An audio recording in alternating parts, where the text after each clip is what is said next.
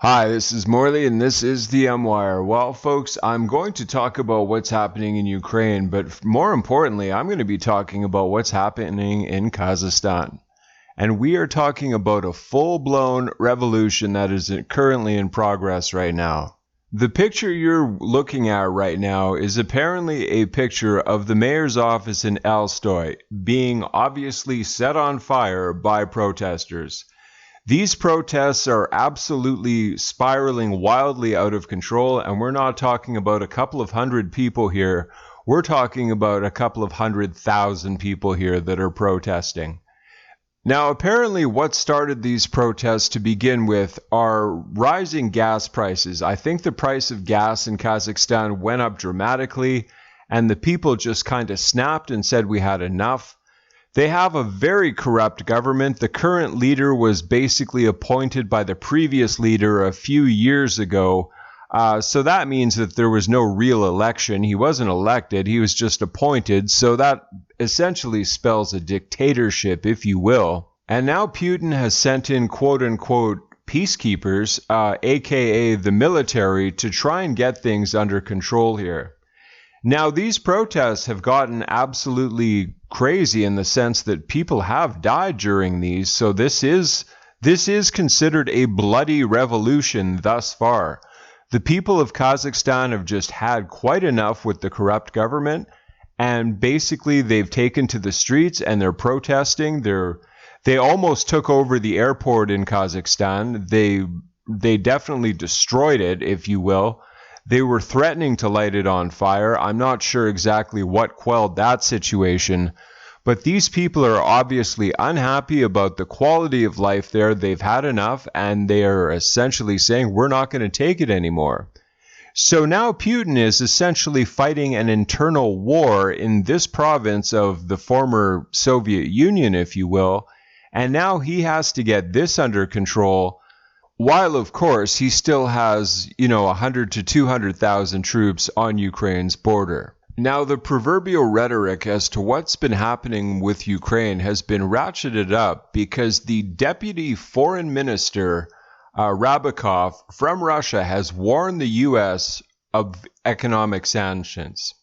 He basically said that if they do sanction Russia economically in any way, that essentially severs all ties with the West. Essentially, we're back to the Cold War, and that's not even so much as a figure of speech anymore. That can be taken ever so literally. And he is very adamant about this, folks.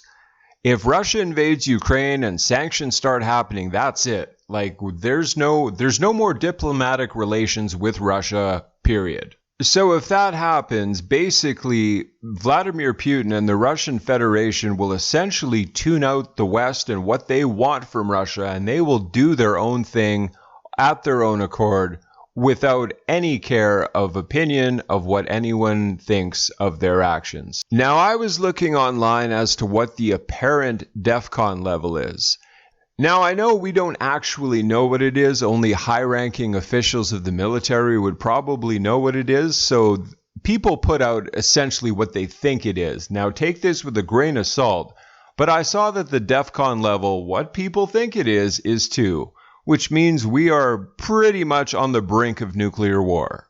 As to whether or not that's true, I hope it's not true, but time will tell. But that's pretty scary that's basically anyone's best guesstimation as to where we're at. There is so much information on this, folks. I'm trying to get to the highlights of it all, basically to avoid, making a 20-minute video. I try to condense things and just give you the information as fast as I can. I'm trying to be respectful of your time and not make you watch a 20-minute video. But the day might be coming where I have no choice but to make a 20-minute video, because there's just so much information coming in, and I need to convey that to you. Now, tomorrow, I believe there's a big meeting between the EU, NATO, and of course the Russian delegation.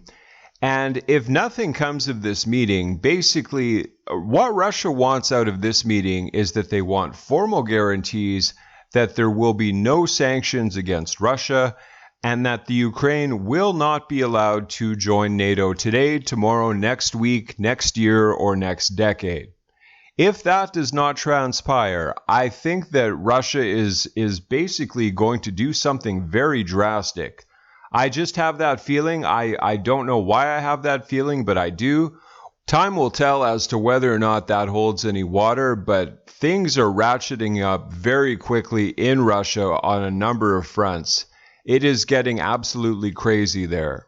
Now, with all that going on, there's still more going on, essentially with China and Taiwan. I really do believe, folks, that if Russia does decide to invade Ukraine, I think almost simultaneously China will move on Taiwan, because America does not want to fight some war on two fronts. Not that they'd actually send troops, but I mean, that would greatly heighten world tensions if those two things happen within a relatively short period of time.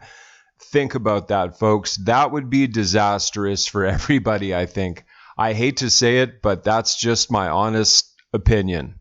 I just wanted to give you this quick update as to what is happening in Russia these days. It seems like it's going from bad to worse for a number of reasons. Please remember to like and comment and share on the video. I greatly appreciate that. And until the next update, God bless.